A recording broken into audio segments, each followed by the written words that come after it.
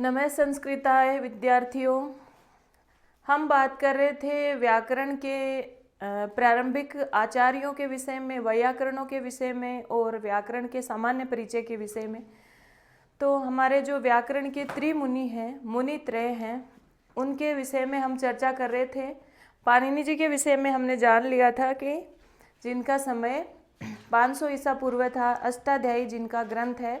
इसके अलावा भी उनके जन्म स्थान वगैरह के विषय में और अष्टाध्यायी के विषय में हमने बात की थी। मुनि त्रय में जो दूसरे आचार्य आते हैं उनका नाम है कात्यायन या वररुचि। पाणिनि को सूत्रकार कहते हैं, वररुचि को वाक्यकार या वार्तिककार कहते हैं। उसके बाद में त्रिमुनि के अंतर्गत जो आते हैं वो है पतंजलि, जिन्हें भाष्यकार कहते हैं, भाष्य महाभाष्य की रचना जिन्होंने की है। तो त्रिमुनि जो तीनों मुनियों को नमस्कार करते हुए जो श्लोक है कि यहाँ पर वररुचि और कात्यायन एक ही है। कात्यायन या वररुचि को वार्तिककार या वाक्यकार कहा जाता है। वाक्यकारम वररुचिम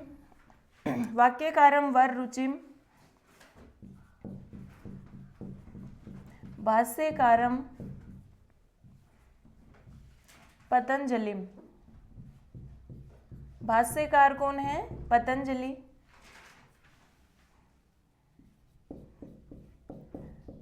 पाणिनिम च सूत्रकारम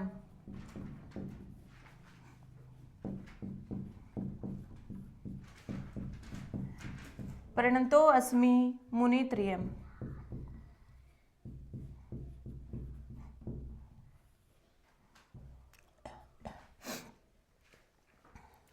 कि वाक्यकार वररुचि हैं,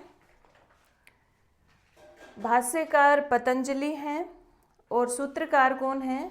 सबसे प्रारंभ में सूत्रकार हैं पाणिनि। तो मुनित्रयम् नमस्करोमि, प्रणाम करता हूँ तीनों मुनियों को। जो कौन कौन है? वाक्यकार वररुचि हैं, भाष्यकार पतंजलि हैं और पाणिनि सूत्रकार हैं। क्रम से याद रखेंगे। सबसे पहले पाणिनि जो सूत्रकार हैं, दूसरे नंबर पे द्वितीय क्रम पे आते हैं हमारे वररुचि या कात्यायन जो वार्तिककार हैं, और तीसरे हैं जो पतंजलि जो भाष्यकार हैं। क्योंकि इनका क्रम भी पूछा जाता है विभिन्न परीक्षाओं में। तो पाणिनि, कात्यायन, पतंजलि, और कात्यायन का अपर नाम वररुचि भी है। इस तरह से पाणिनि जी के विषय में हमने बात कर ली थी, जान लिया था। अब बारी आती है हमारे दूसरे नंबर के मुनि आचार्य कात्यायन, जिन्हें वररुचि भी कहा गया है। इनका समय 350 ईसा पूर्व है। पाणिनि जी का समय क्या था? 500 ईसा पूर्व है। और कात्यायन जी का समय है 350 ईसा पूर्व। और कात्यायन जी जो हैं ये दाक्षिणात्य हैं।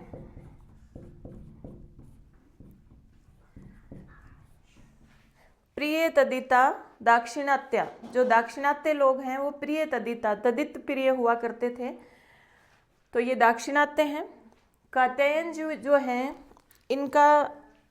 इनकी रचना क्या है? वार्तिक माला। इसलिए इन्हें वार्तिककार कहा जाता है। और इन्होंने इस वार्तिक माला में 1400-1500 वार्तिक इन्होंने लिखे हैं। इनका एक जो अन्य महाकाव्य भी है जिसकी रचना इन्होंने की है, जिसका नाम है स्वर्गारोहणम महाकाव्यम। और जो पाणिनि जी ने महाकाव्य लिखा था उसका नाम क्या है? जाम्बुवती विजयम महाकाव्यम। तो इन्होंने क्या लिखा है? स्वर्गारोहणम महाकाव्यम। लेकिन इनकी मुख्य रचना क्या है? वार्तिक माला। असल में वार्तिक क्या है? जो पाणिनि जी के सूत्र हैं उन्हीं के ऊपर इन्होंने वार्तिक जोड़ा है। अष्टाध्यायी के मतलब अष्टाध्यायी के जो सूत्र हैं उनमें कुछ बातें नहीं कही गई थी, या फिर जो कही गई थी भी उनको भी थोड़ा सुधार करके इन्होंने लिखा है, तो वही वार्तिक कहलाए कि सूत्रों के आधार पर ही इन्होंने वार्तिक की रचना की है। यानी जो कहने से कुछ सूत्र बच गए थे, कुछ नियम थे, उनका वर्णन वार्तिक में किया है, या फिर जो सूत्र कहे गए थे उनकी थोड़ी व्याख्या की है। मतलब जो समझ में आने लायक नहीं थे, थोड़े कठिन थे, तो सरलता थोड़ी प्रदान की है वार्तिकों के माध्यम से। तो सूत्रों के बाद में वार्तिक रचे गए। तो वार्तिक क्या है, वार्तिक की परिभाषा क्या है? वार्तिक किसको कहते हैं? उक्त अनुक्त दुरुक्ता नाम, उक्त अनुक्त दुरुक्ता नाम। उक्त यानी जो बातें कही गई है सूत्रों में, पाणिनि जी के सूत्रों में जो बातें कही गई है। अनुक्त जो बातें नहीं कही गई है। और दुरुक्ता नाम मतलब जो कहने के बाद भी जो दुरूह है, कठिन है, उनके विषय में। उक्त अनुक्त दुरुक्ता नाम विषय चिंता यत्र प्रवर्तते। यानी जिस ग्रंथ में सूत्रों के अंदर कही गई, न कही गई या फिर कठिनता से कही गई बातों पर चिंता की गई है, उस ग्रंथ को तम ग्रंथम वार्तिकम प्राहु वार्तिक ज्ञा विचक्षणा। वार्तिक को जानने वाले जो मनीषी लोग हैं उस ग्रंथ को वार्तिक कहते हैं, जिसमें किस पर चिंता की गई है? सूत्रों के अंदर, पाणिनि जी के सूत्रों में कही गई बातों पर प्रकाश डाला गया है, न कही गई बातों को जोड़ा गया है, और जो कठिन बातें हैं उनको सरलतम रूप प्रदान किया गया है, वो वार्तिक कहलाते हैं।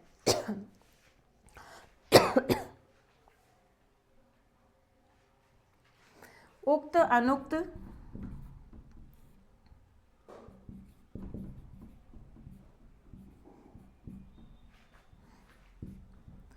उक्त अनुक्त दुरुक्ता नाम विषय चिंता यत्र प्रवर्तते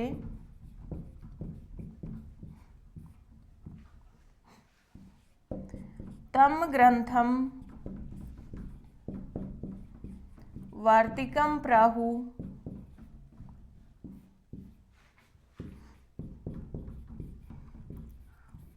वार्तिक क्या विचक्षणा।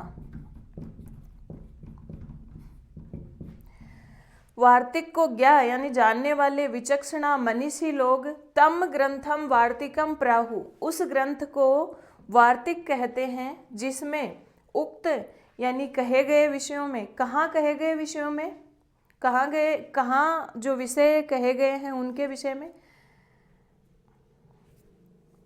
जो पाणिनि जी के सूत्रों में जो बातें कही गई उनको, अनुक्त जो बातें नहीं कही गई, और जो बातें दुरुक्त हैं, जो कठिन हैं, उनके विषय में चिंता यत्र प्रवर्तते, जहाँ चिंता की गई है, चिंता की जाती है, यानी उनके विषय में वर्णन किया गया है। यानी उक्त अनुक्त और दुरुक्त विषयों पर जो चिंता की गई है, तम ग्रंथम वार्तिकम प्राहु उस ग्रंथ को वार्तिक कहते हैं। कौन? वार्तिक ज्ञा विचक्षणा, वार्तिक के विषय में जानने वाले विचक्षण यानी मनीषी लोग।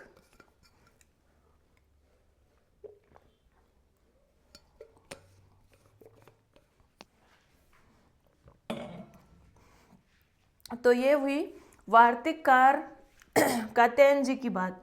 इसके बाद में तीसरे जो हमारे मुनित्रय के अंतर्गत आते हैं वो है पतंजलि जी, जिनकी रचना है मुख्य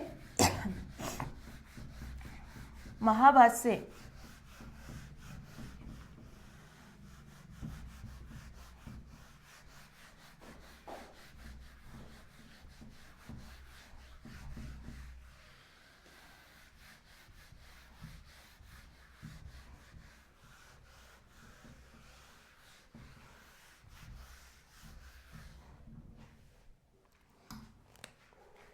तीसरे मुनि है पतंजलि।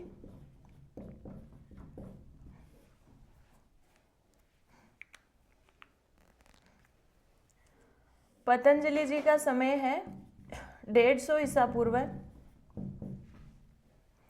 इनका जन्म स्थान है गोनर्ध। इनकी माता का नाम प्राप्त होता है गोणिका। माता का नाम क्या प्राप्त होता है? गोणिका, इसलिए इन्हें गोणिका सूत्र कहा जाता है। कई बार प्रश्न पूछा जाता है कि गोणिका सूत्र किसे कहा जाता है, तो पतंजलि को कहा जाता है। और इन्हें शेषावतार, शेषनाग का अवतार कहा जाता है, या फिर फणी व्रत भी कहा जाता है। प्रश्न पूछा जाएगा शेषावतार या फणी व्रत किसको कहा गया है, तो पतंजलि जी को कहा गया है। इनकी जो रचनाएं हैं इनमें से एक प्रमुख रचना तो क्या है, महाभाष्य। इसलिए तो इनको महाभाष्य रचने के कारण भाष्यकार कहा गया है। महाभाष्य जो रचना है इसकी शुरुआत जिस पंक्ति से हुई है वो है अथ शब्दानुशासनम।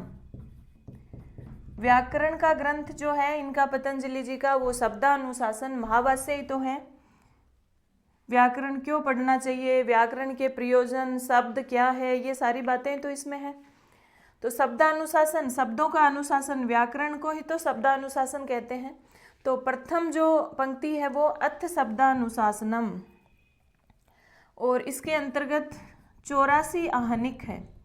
इनका जो महाभाष्य है वो किस में बटा है, आहनिक में बटा है। और कितने आहनिक है, 84 आहनिक है। आहनिक का मतलब होता है, अहन का मतलब दिन, अहना निवृतम आहनिकम, यानी जो एक दिन में जो जितना उसमें रचा गया उसको आहनिक कहा गया। और 84 दिन में पूरा पूरा महाभाष्य पूर्ण हो गया था। और इनका जो महाभाष्य का प्रथम आहनिक है उसका नाम है, पूछा जाता है कई बार, पसपसाहनिक। पसपस शब्द का अर्थ क्या होता है वैसे, पसपस माने प्रस्तावना। दूसरा जो इनका ग्रंथ है वो है पातंजल योग सूत्र, जिसमें योग के बारे में वर्णन है, योग दर्शन पूरा का पूरा। पातंजल योग सूत्र, इसका प्रारंभ होता है अथ योगानुशासनम।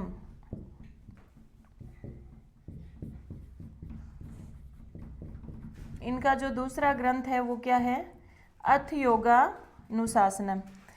इस तरह से महाभाष्य और पातंजल योग सूत्र, इसके अलावा एक चरक संहिता नाम से भी इनका एक ग्रंथ है। अब हमें वार्तिक सूत्र की परिभाषा हमने जान ली, तो भाष्य के बारे में भी पता होना चाहिए। भाष्य क्या है, पाणिनि और पतंजलि के द्वारा जो कही हुई बातें हैं उनके आधार पर इन्होंने भाष्य की रचना की थी, यानी उन सूत्रों के अनुसार इन्होंने स्वयं के पदों की रचना की थी। मतलब उन्हीं की व्याख्या मान लीजिए आप कि पाणिनि जी के सूत्रों पर ही इन्होंने भाष्य की रचना की थी। उन्हीं के सूत्रों का आधार लेकर महाभाष्य की रचना इनके द्वारा की गई है। उन्हीं की बातों को आगे से आगे बढ़ा करके, उन्हीं के सूत्रों को उठा करके कि पाणिनि जी ने ये कहा है और इसका फिर उन्होंने आगे वर्णन किया है, तो वही महाभाष्य है। तो भाष्य क्या है, भाष्य की परिभाषा देखिए। भाष्य वो है जिसमें सूत्रार्थो वर्ण्यते यत्र पदै सूत्र अनुसारी भी।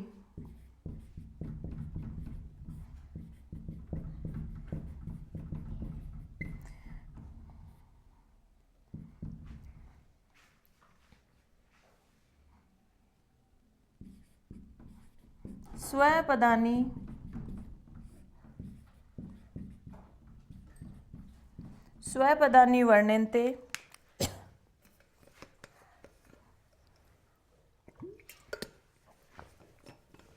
यानी पतंजलि ने क्या किया, अपने स्वयं के पदों का वर्णन किया है। किस आधार पर, सूत्रार्थो वर्ण्यते यत्र, कि जहाँ पर जिस ग्रंथ में सूत्रार्थो वर्ण्यते, सूत्रों के अर्थ वर्णित किए गए हैं। और कौन से सूत्रों के अर्थ, वही पाणिनि जी के सूत्रों के अर्थ। और किस आधार पर, सूत्र अनुसारी भी पदई, सूत्र के अनुसार ही पदों को लेकर के उन्हीं पदों के द्वारा सूत्रार्थो वर्ण्यते, सूत्रों का अर्थ वर्णित किया गया है। और स्वपदानि च वर्ण्यन्ते, और अपने पदों को भी वर्णन किया, यानी उन्होंने अपने स्वयं के पद रच करके उन सूत्रों को आगे परिभाषित किया है, यानी अपने पद उन्होंने वर्णित किए हैं, रचे हैं। और इसी को भाष्यम भाष्ये विदो विदु,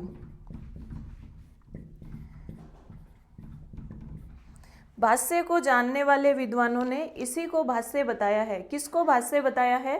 कि जहाँ पर सूत्रों के अनुसार पदों को लेकर के उन्हीं सूत्रों का अर्थ वर्णित किया है और पतंजलि ने अपने स्वयं के पद रच करके उनका वर्णन किया है, तो ये क्या कहलाए? भाष्य कहलाए। ठीक है, तो ये हुआ पतंजलि जी का महाभाष्य।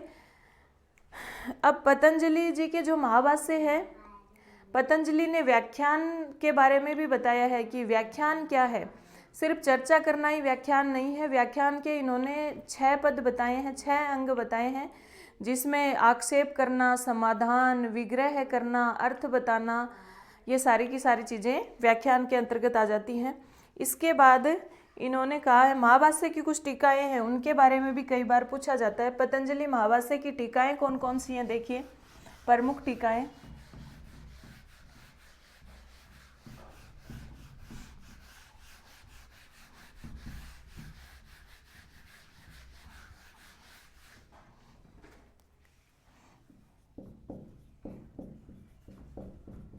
महाभाष्य की टीका,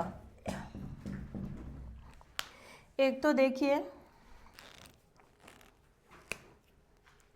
पूछा जाता है महाभाष्य की दीपिका टीका किसकी है, किसके द्वारा रचित है?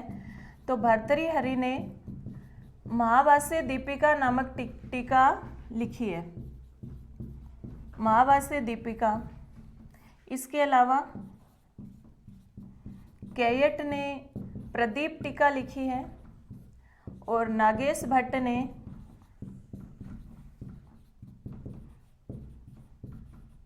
उद्योत टीका, इसी प्रदीप पर उद्योत टीका इन्होंने लिखी है। तो 3 टीकाएं प्रमुख हैं महाभाष्य की, जिसमें से दीपिका टीका किसकी है? भर्तृहरि की। प्रदीप टीका किसकी है? कैयट की। और ये उद्योत टीका किसकी है? नागेश भट्ट की। तो ये तो बात हुई हमारे व्याकरण के त्रिमुनि की, मुनि त्रय जो हैं उनकी बात हुई। इसके बाद व्याकरण के कुछ अन्य आचार्य भी हुए हैं इनके बाद, जैसे हम लघु सिद्धांत कौमुदी पढ़ते हैं, वो किसकी है? वरदराज आचार्य की रचना है। इसके अलावा हम सिद्धांत कौमुदी पढ़ते हैं, यानी व्याकरण सिद्धांत कौमुदी, ये हमारे मुख्य प्रामाणिक ग्रंथ हैं। तो इन आचार्यों के बारे में भी हमें जानना चाहिए। जैसे कि एक आचार्य का नाम आता है भर्तृहरि। भर्तृहरि ने क्या लिखा है? भर्तृहरि ने वाक्यपदीयम लिखा है। वाक्यपदीयम किसकी रचना है? पूछा जाता है कई बार। तो वाक्यपदीयम किसकी रचना है? भर्तृहरि की। और किस प्रकार का ग्रंथ है? ये एक दार्शनिक ग्रंथ है, दार्शनिक ग्रंथ है जिसमें 3 कांड हैं। किस में बंटा है? ये कांडों में विभाजित है। पहला कांड ब्रह्म कांड, दूसरा वाक्य कांड, और तीसरा जो है वो है प्रकीर्ण कांड। भर्तृहरि का वाक्पदीयम जो ग्रंथ है वो कितने कांडों में बटा है? 3 कांडों में बटा है। इसके अलावा नाम आता है, 2 नाम आते हैं, वामन तथा जयादित्य। इन्होंने दोनों ने मिलकर क्या किया है?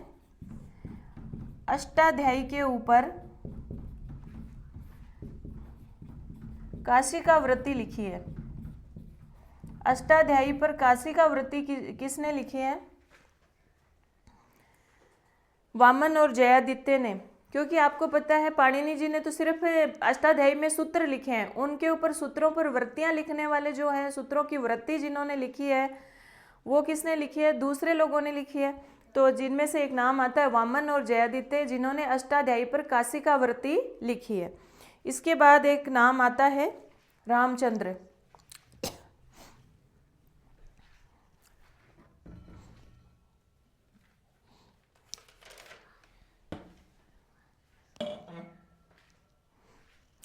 रामचंद्र जो है इन्होंने रूप सिद्धियां लिखी हैं, प्रक्रियाकार इनको कहा जाता है, और इन्होंने प्रक्रिया कौमुदी की रचना की है। अगले जो आचार्य आते हैं उनका नाम है रामचंद्र, जिन्होंने रचना किसकी की है? प्रक्रिया कौमुदी। अतः इन्हें प्रक्रियाकार भी कहा जाता है, और इन्होंने रूप सिद्धियां लिखी हैं। जैसे राम शब्द के रूप कैसे सिद्ध करते हैं, तो इस तरह से रूप सिद्धि पूरी पूरी इसमें इन्होंने लिखी है, रामचंद्र ने। इसके बाद अगले हमारे जो प्रमुख आचार्य हैं जिनको हम पढ़ते हैं वो हैं भट्टोजी दीक्षित, जिसके बारे में लगभग सभी जानते हो आप। भट्टोजी दीक्षित और एक है वरदराज आचार्य। हम दो ग्रंथ पढ़ते हैं, एक लघु सिद्धांत कौमुदी, एक सिद्धांत कौमुदी। तो सिद्धांत कौमुदी को व्याकरण सिद्धांत कौमुदी भी कहते हैं। तो सिद्धांत कौमुदी तो किसका ग्रंथ है? भट्टोजी दीक्षित का। और व्याकरण अपना लघु सिद्धांत कौमुदी किसका है? वरदराज आचार्य का। भट्टोजी दीक्षित के शिष्य ही तो अपने वरदराज आचार्य हैं, और भट्टोजी दीक्षित ने जो सिद्धांत कौमुदी लिखी है उसका बहुत थोड़ा सा मैटर किस में है? लघु सिद्धांत कौमुदी में। यानी बहुत सरल है सिद्धांत कौमुदी से अपनी जो लघु सिद्धांत कौमुदी है वो। सिद्धांत कौमुदी में मतलब ये समझ लो कि सिद्धांत कौमुदी बड़ा रूप है, उसका छोटा रूप लघु सिद्धांत कौमुदी है। यानी लघु सिद्धांत कौमुदी से बहुत बड़ा ग्रंथ है सिद्धांत कौमुदी या व्याकरण सिद्धांत कौमुदी। तो भट्टोजी दीक्षित जो हैं इनके पिता का नाम लक्ष्मीधर था, इनके गुरु का नाम अप्पे दीक्षित, इनके भाई का नाम भ्राता का नाम रंगोजी भट्ट, और इनके भतीजे इन रंगोजी भट्ट के पुत्र कोंड भट्ट। और कोंड भट्ट का ग्रंथ कई बार पूछा जाता है। इन्होंने लिखा है व्याकरण भूषण सार। व्याकरण भूषण सार किसकी रचना है? अपने कोंड भट्ट की रचना है, जो कि भट्टोजी दीक्षित के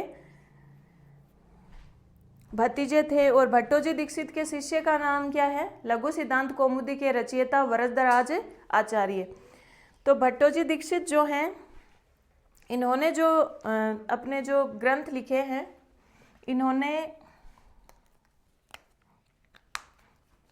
एक तो इन्होंने लिखा है,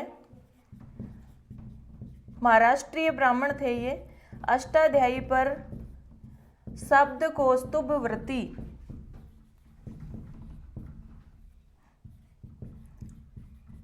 शब्द कौस्तुभ वृत्ति लिखी है भट्टोजी दीक्षित ने अष्टाध्यायी पर।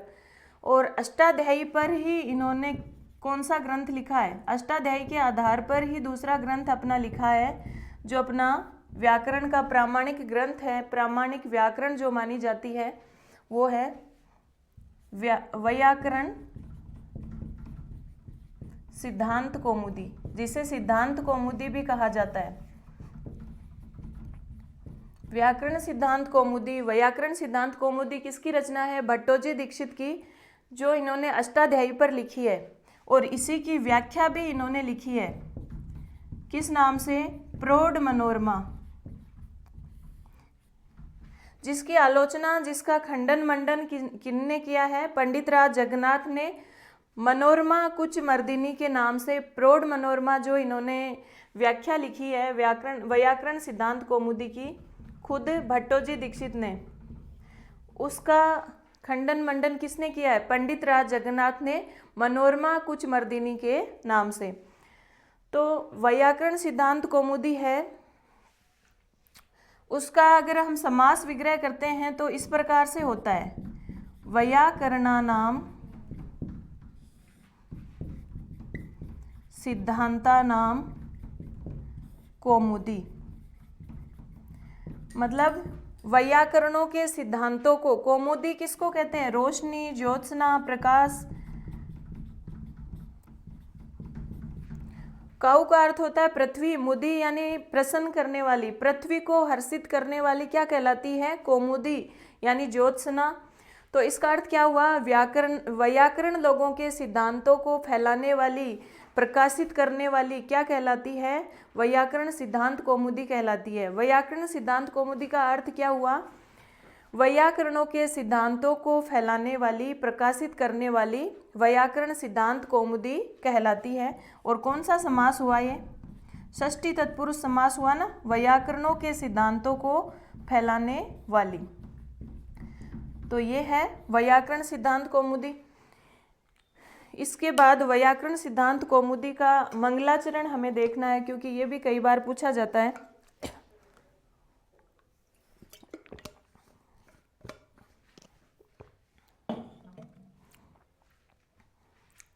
देखिए, भट्टोजी दीक्षित ने वैयाकरण सिद्धांत कौमुदी का मंगलाचरण किया है। किस तरह से किया है देखिए।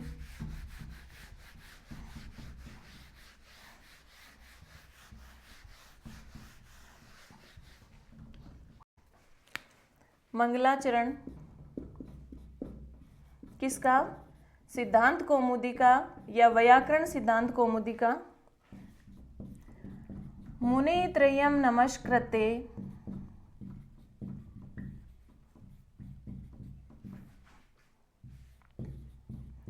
तद उक्तिः परिभाव्ये च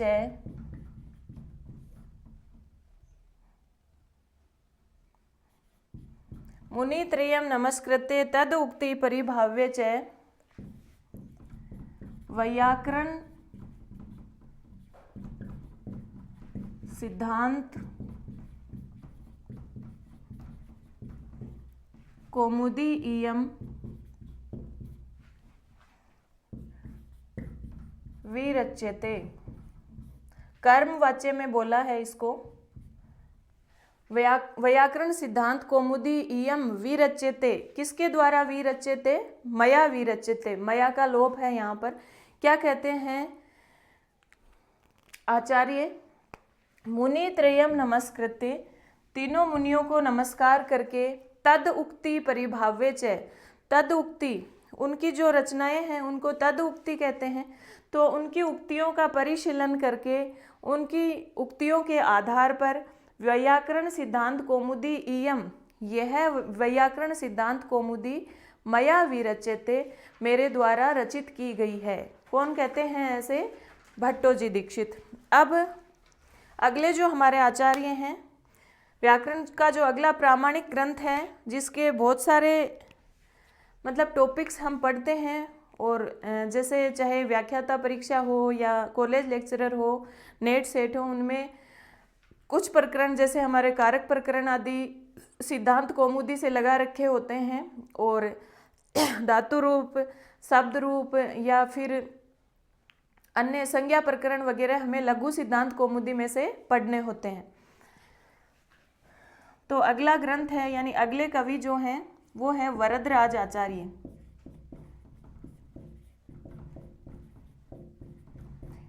इनका समय लगभग 1173 ईस्वी होता है। वरदराज आचार्य का समय 1673 ईस्वी 1673 ईस्वी माना जाता है, क्योंकि ये शिष्य हैं किसके? इनके गुरु हैं भट्टोजी दीक्षित।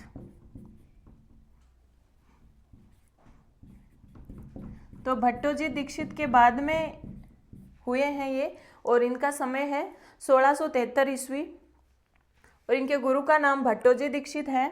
इनकी रचना जो मुख्य है, एक तो है लघु सिद्धांत कौमुदी,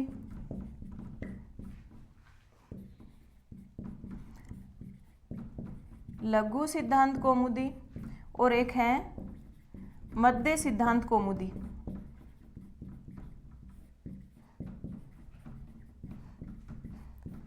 दोनों व्याकरण के ग्रंथ हैं। लघु सिद्धांत कौमुदी जो है इसका अगर समास विग्रह किया जाता है तो क्या होगा, लघवी च असौ सिद्धांत कौमुदी। हमने बात की थी कि सिद्धांत कौमुदी से लघु है, ये मतलब छोटी है, उसी का छोटा रूप है, तो यही इसका समास विग्रह हो जाएगा कि ऐसी सिद्धांत कौमुदी जो लघु हो, यानी सिद्धांत कौमुदी बहुत बड़ी है लेकिन ये क्या है, लघु सिद्धांत कौमुदी है, सिद्धांत कौमुदी का छोटा रूप है। लघवी च असो सिद्धांत कौमुदी, कर्मधारय समास इसमें हो जाता है।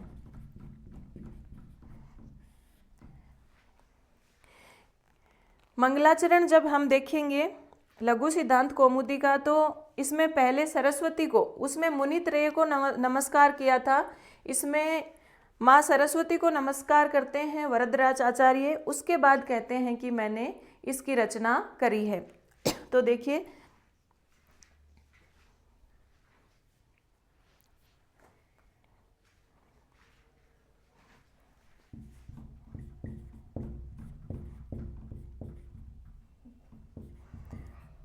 नत्वा सरस्वतीम देवीम, नत्वा यानी नमस्कार करके, प्रणाम करके, सिर झुका करके,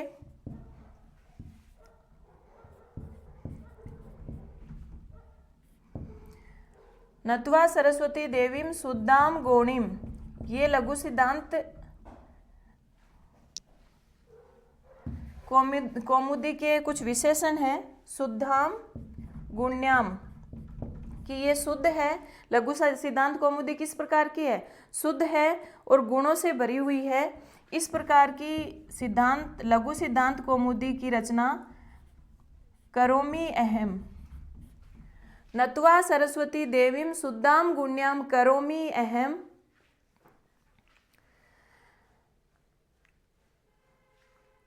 अहम का मतलब यहाँ पर क्या है, वरदराज आचार्य, कि वरदराज आचार्य ने कहा है कि मैं करोमि अहम, मैं करता हूँ, रचना करता हूँ, किसकी, लघु सिद्धांत कौमुदी की। और नत्वा सरस्वती देवीम, सरस्वती देवी को प्रणाम करके, शुद्धाम गुण्याम, शुद्धाम गुण्याम, गुणों से भरी हुई और शुद्ध लघु सिद्धांत कौमुदी की रचना करोमि अहम, करता हूँ। किस लिए करता हूँ उस बात को भी बताते हैं। पाणिनीय प्रवेशाय, पाणिनि की अष्टाध्यायी में, पाणिनि की अष्टाध्यायी व्याकरणिक ग्रंथ अष्टाध्यायी में प्रवेश करने के लिए लघु सिद्धांत कौमुदी की रचना करता हूँ। लघु सिद्धांत कौमुदी, देखिए इस तरह से हो जाएगा।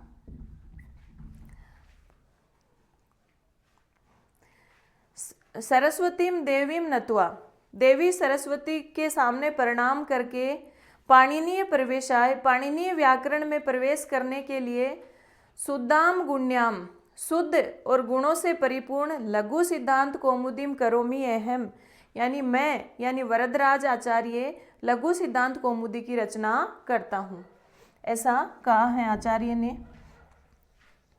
ये हमारे लगभग सारे व्याकरण के आचार्य हो गए। इसके बाद एक नाम आता है नागेश भट्ट का।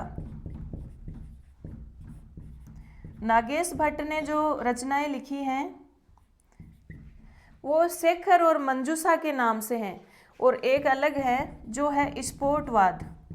एक तो इन्होंने स्फोटवाद लिखा है, उन्होंने कुछ टीकाएं वगैरह भी लिखी हैं, स्फोटवाद लिखा है, और इनकी सारी रचनाओं के आगे शेखर आता है।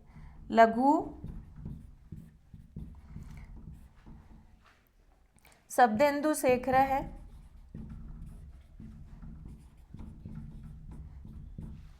वृहत शब्देन्दु शेखर है,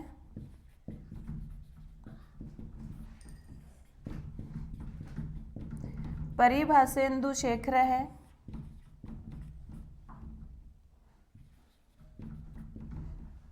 इसके अलावा कुछ मंजूषा के नाम से भी, लघु मंजूषा,